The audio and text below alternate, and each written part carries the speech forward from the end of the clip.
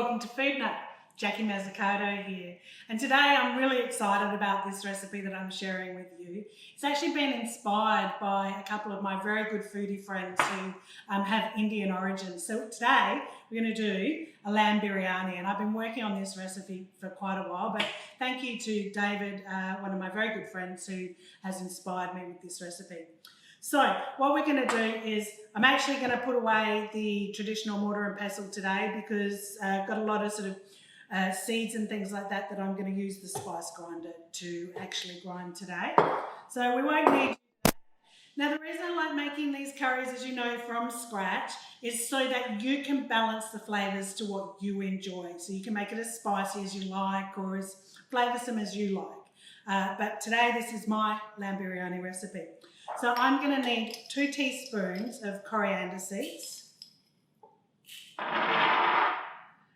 2 of cumin seeds. Now we like ours a little bit spicy here in the Foodnutt house, so we're just going to add 1.5 of the Kashmiri chili.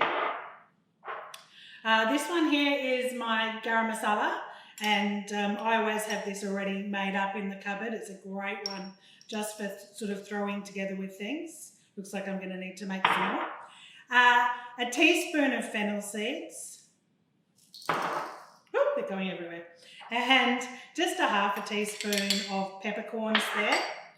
I'm going to put in about 5 or 6 or maybe sort of 4 or 5. I think it's 4 or 5 there. 4 or 5 cloves. Now some people don't like this one, and you know, if you don't like it, leave it out. But I'm going to add 2 star anise.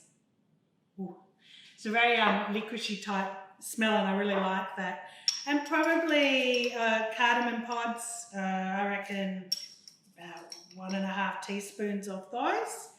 Now, with this particular curry or this particular recipe, we also have some of the other spices like cinnamon and nutmeg. So a teaspoon of nutmeg. I'm going to break this cinnamon stick in as well. Nothing like, oh, smell of fresh cinnamon. So just put the lid on my spice grinder there and then off we go. So much easier than, you know, for this particular sort of seed-based type spice mix. It's a lot easier to get a really fine grain to it than using my mortar and pestle. Oh. Already smelling. So what we're going to do first off is we need to marinate our meat, but I've still got some other ingredients that I want to put into this marinade sauce. So I'll start with a cup of yogurt. I'm going to add a cup of milk, a beautiful Florio milk there. What I tend to do on a Saturday morning, because I love it for my cooking, I throw some whole garlics into the oven. And I like to roast them off so that I have beautiful roasted garlic, and I'm getting a lot more flavour and a lot more caramelisation by using garlic in that way. And I do that both for my Indian cooking and all of my Italian cooking as well. We're going to throw a roasted chilli in, seeds and all. As I said, we like it a bit hot. If you don't like it hot or you're feeding it to the kids, leave the chilli out. In goes our garlic there. And there's about a tablespoon of roasted garlic there. And again, you want about the same of ginger. I've got the juice of 1/2 lemon. It's a very juicy lemon. And some of the lemon rind. I hate wasting the lemon rind. And what the yogurt and the milk and the lemon will do will tenderise the meat. So you ever wonder why when you have an Indian curry the meat's so tender? Often it's because they're cooking with dairy and also the lemon juices. I've probably got about a quarter of a cup or quarter of a packed cup of coriander there. Some beautiful mint from my garden. And about 10 to 12 to 15 dried apricots. And that's going to bring back a tang. In goes our spice mix, all of that in there. So in goes our spice mix. I'm just going to mix that together to start with, and then I'm going to get my stick blender out and I'm going to blend that one in. Now I'm just going to go really gentle to start with, so I'll turn that one down because I don't want it splattering up over me in my nice white shirt.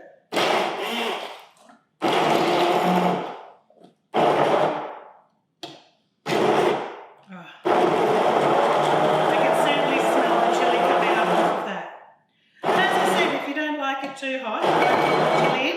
If you like it to really wet lunch, then certainly use a little chili.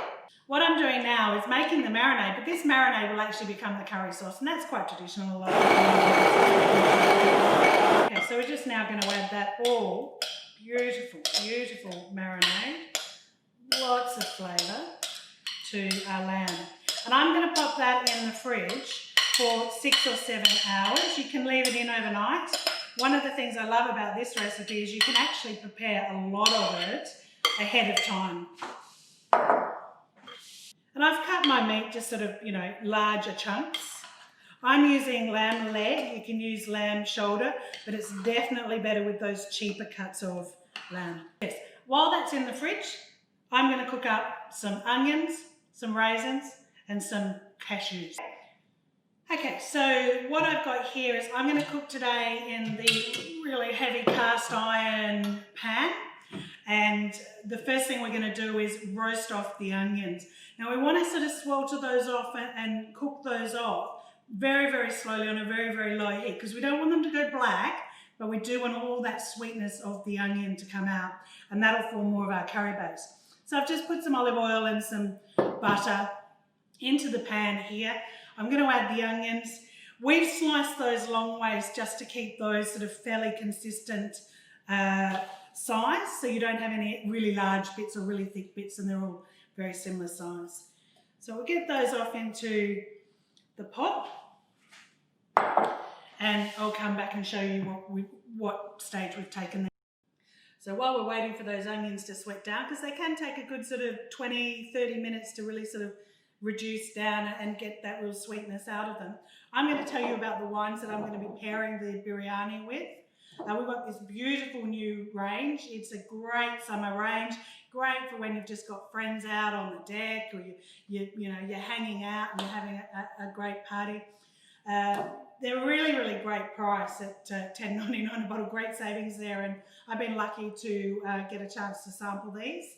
Now, I know everyone doesn't like red, and I quite often get asked with the Indian meals, what whites would you use? I often like a nice lighter style white wine, like a Sauvignon Blanc or a Pinot Grigio, when I'm eating spicy food. And the reason for that is you want something that is actually going to be really, really light on the palate. And in this instance, when you're drinking the white wine with your food, it's going to be freshening your palate. Oh, green apples.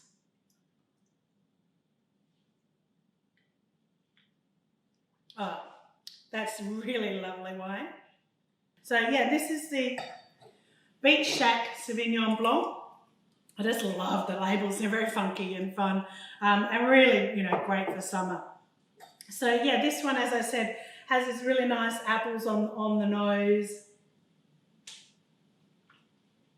Oh, yeah, really fresh. So that's going to cut through all your spices in the biryani. It's going to freshen up your palate, ready for the next mouthful. A little bit of a different experience though if you're drinking it with the red. Just like you'd eat a chutney, that nice tangy, fruity chutney with a curry. Again, what you're going to do with this is you're going to be adding a contrast flavour or taste to your palate when you're drinking the red Shiraz with that. So what I like about the Beet Shack to pair with the biryani, and you can already see it in the colour, is in this particular wine, you've got this beautiful, beautiful colour. Oh, black currants is coming through on the nose here for me, and that almost a hint of spice itself in the wine. Oh, yeah, definitely full fruit, full flavour in your mouth.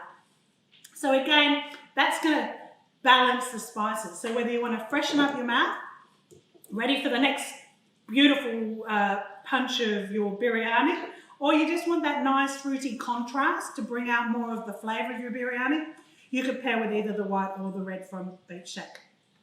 Let's check out how those onions are going. The smell in this kitchen's amazing. These onions are now really softened and really quite soft, and I'm just starting to get a little bit of colour on the bottom of the pan, so you'll notice that it won't take very long from here. But the reason we cook off our onions like that in Indian cooking, and even some French recipes, Italian recipes, is absolutely to get that flavour out, but to get the sweetness out of the onions. Onions, very different taste once it's been sort of cooked off like this. I've seen some curry recipes where they make the curry sauce where they just add the onions to the blender and the spices and things like that, and then you cook off the curry mix. I probably prefer this method. Often when I'm doing this, because it is a long process, and I cook a lot of Indian recipes, you'll notice that I garnish a lot of my Indian recipes with the onions, the sultanas and the cashews or other nuts. And so often when I'm doing this once, I might actually do a larger batch and have that available. It keeps quite well in the fridge for a few days. Look, beautiful, beautiful flavours coming out onto the bottom of the pan, and we'll want those when we're cooking our curry. Now, half these onions are going to go into the lamb curry mix, which we're going to slow cook on the oven, and the rest, as I said, I'm going to put aside to garnish at the end. I have cooked this recipe both on the cooktop in the cast iron pan and in the oven like I'm going to do today. But if you're like me and you want something really, really fast and you want the effect of all that amazing flavour but don't have a lot of time, I've made this one in the pressure cooker. And all you need to do for that in the pressure cooker, you would still do this step, but you'd do it for 12 minutes on 70 psi in the pressure cooker if you've got an electric pressure cooker like I do. And then once you've done the lamb meat, you just add your basmati rice on the top and you cook it for 7 minutes at 70 psi, leaving it to release all of its steam on a quick steam release. And your biryani will be ready to stir and garnish, and you're done in about sort of 20 minutes. But I do realise not everyone has a pressure cooker, so we're running with the traditional method today. And using a cast iron pan. This recipe is also done in the oven in a clay pot as well. Okay, so meanwhile I've been preparing some other bits and pieces I'll tell you about, but my onions are beautifully, beautifully caramelised off. So what we're going to do is take those out the pot now. Look at the colour you've got. Don't be tempted to take these off too early. You want them to get a little bit sort of crisp, but you don't want them to go black. And look at all that yummy flavour in the bottom of the pan, which is going to be great because we're just about to throw our cashew nuts and our sultanas in. And look, this bit may take a little bit of time, but I tend to put this on in the background and do other things while I'm waiting for these to just reduce down. There's, believe it or not, that is 5 onions. It certainly has reduced down. Remember, I've allowed for 1 nut to tax them. So in go, I've got about 1/2 cup of sultanas and a cup of cashews. Again, I make more of these because 1 nut taxes them while I'm waiting for my biryani to finish. So I might as well just go with the flow and let him enjoy these beautiful, beautiful puffed up sultanas, which is what they do when you fry them off, and crisp cashews. Now these are unsalted raw cashews because I don't want the salt in these to upset the balance of all my other flavours. So we've just cooked off now the cashew nuts. You could use pistachio nuts, almonds, whatever you like, but we particularly like it with cashew nuts. And the sultanas. You'll know the sultanas are done because they puff up. And I'm just going to take these off now and then we're ready to start cooking our lamb. Okay, so I've just stuck a knob of butter into the bottom of the pan after frying off the onions and nuts and sultanas, just to deglaze it and get some of that flavour off the bottom. Otherwise we'll end up with some bits where the lamb will stick. So in goes our lamb now that we've either had marinating overnight or for, at least sort of 6 to 8 hours. As I said, you know, the yogurt, the milk and the lemon will absolutely tenderize and almost sort of start to sort of pre-cook the meat with that lemon. So in this goes, we want to deglaze the rest of the bottom, make sure there's no sticky bits on the bottom of that, of the pan. We're just going to brown that up. I've got 3/4 of a cup of beef stock there. You can actually use water. This does have enough flavour for you to use water, but just a little bit of more flavour in with the beef stock. And as I said, before you let this sort of simmer away on the stove top, you do want to just make sure you've fully deglazed that pan. So now I've added the beef stock. I'm just going to put a little bit of salt in here. It's important to season your food, but just be aware that if you're using, I've used homemade beef stock, so mine hasn't a lot of salt in it. But if you're using a beef stock from the supermarket, often better to taste your meal before you season and season at a later point. We're now going to add back sort of half of those onions, and then as I said, we'll reserve the rest on the side for our garnish. So all we're going to do now, stir that through, and then bring that back to a boil, and then I'll turn it right down, let that simmer with the lid on for half an hour, maybe 40 minutes. We're going to know when the meat's just falling apart.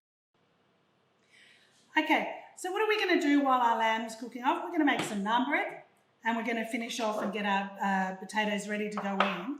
But we've also got to prepare our basmati rice. So what I'm doing here is just letting the basmati rice soak for half an hour or so, and then I'm going to cook it off, but just for 5 minutes on the fry pan before I'm ready to add that to my biryani and we put it in the oven.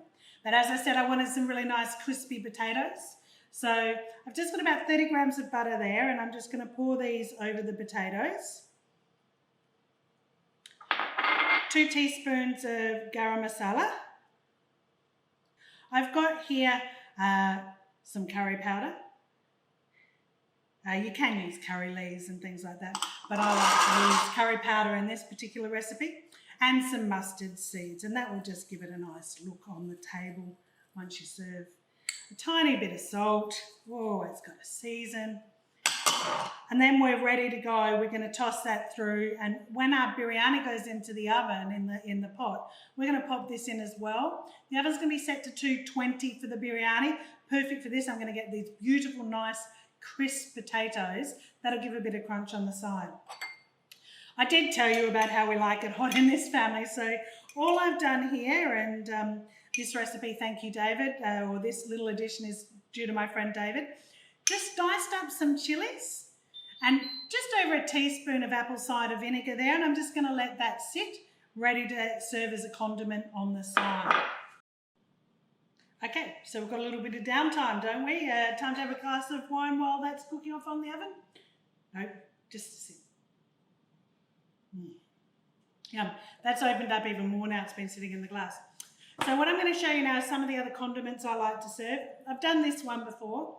This is just a mint dressing. So I'm just going to put the yogurt, there's probably about 3/4 of a cup of yogurt in there, big handful of mint, squeeze of lemon. The lemon will also, like salt does, brings out the flavour in things. And just there with my stick blender. Now some people also add green chilies to this and make it quite spicy. I really like this as a cooling element in the dish. And literally, it's that quick. So now you've got this great side condiment that's taken just a really short time to prepare. So I'm just going to put that one in the fridge for a little while whilst we're waiting for everything to cool down and cook. And I've got some of my Indian spice chutney here as well. And we talked a little bit before about, you know, you want those flavours, you want the hot, you want the spice, you want the fruit, you want the cooling of the dip. And that's very traditional in Indian food and something I absolutely love. Okay, so our lamb has been cooking away and we've got this beautiful lamb curry here. This is a good time to taste it and check your flavours are right and add a little bit more salt if you need to. I've just cooked off the rice. I haven't fully cooked the rice, it's only part cooked, but after soaking it for half an hour or so, I then put it on with lots of water on the stove, a little bit of salt, and boiled it for 5 minutes. And what we're going to do now is we're going to carefully put this across the top of the curry. There's about two cups of rice here, and that'll be enough to cover the top of the lamb curry. And then what will happen is as the steam rises up from your curry as it's in the oven, it will cook the rest of the rice. And then what you're going to do is take that out of the oven and just let it sit for a little while with the lid on, just for 10 minutes or so, just to make sure your rice is nice and fluffy. I'm going to show you that. So you can see here, it's not submerged in the curry sauce. It is actually just sitting nicely on top. So what we're going to do now is we're just going to pop our lid on, and if you want to get like really authentic, what they would do is they would seal the side of the lid just with some flour and water dye. I haven't done that today because these are really heavy pots and really heavy lids, and so I'm going to get the effect of the steam and the condensation falling back down onto my rice that I need. So into the oven for 40 minutes. The potatoes we made earlier with the mustard seeds and garam masala into the oven at the same time, and I'll see you back here in 40 minutes. I'll be having a glass of the Beet shake. Okay, so our biryani has been in the oven for 40 minutes and it's been sitting here for 10. Meanwhile, I've plated up our crispy potatoes and did have a little taste there, rather delicious. Just a salad, which is just diced tomato, diced cucumber, a bit of coriander, fresh coriander with a dash of lemon, tomato chutney, the yogurt dip that we made earlier with the meat, naan, beautiful chilies if anyone needs a little bit more spice, and I've got all of our garnishes. Now, I've not peeked, so let's do this together. We're waiting for this big burst of steam. Oh, wow, the smell. And all we're doing now, I'm just going to show you what it looks like. So you can see all of our rice on top, all beautifully cooked through. And all we're going to do now is stir that beautiful, beautiful curry together. And we're going to plate some of this up. Oh, the smells in the kitchen are amazing. Look at that. Can't wait to dig into this. This is a very much an Indian celebration dish, something that they would certainly serve at family celebrations and Christmases. So I'm serving this one today to wish all my beautiful friends that are having milestone 50th birthdays a happy 50th. And also, as an alternative maybe to your traditional Christmas dinner. What we're going to do here is just fluff it up a little bit. Just sort of spread it on the plate. And then those beautiful garnishes that we prepared earlier, the caramelised onions, just going to spread that one across the top. Spread those out. Remembering that that's what we saved, that we put half of that in the curry sauce. And then those great toasted off cashews and sultanas. Beautiful little bit of coriander. All right, we're going to serve a little bit up and have a little bit of a taste of this. So some of that beautiful biryani with those beautiful little toppings. Some of these beautiful crisped off potatoes. So you really take those out when they're sort of just brown, but don't be too excited to take them out too soon. You really want that nice golden brown on the top. A little bit of that fluffy naan bread. And then I'm going in for some of the condiments. So that tomato chutney, the beautiful cucumber and tomato salad, followed by that yogurt dip. I'm not going to have the extra chilli because I want to taste this one on its own. So let's have a go. I think I'm in absolute heaven. That is just so great. And the surprise at the end, you never know until you take the lid off, how's it going to be. All right. I am yum. I'm going to leave you guys.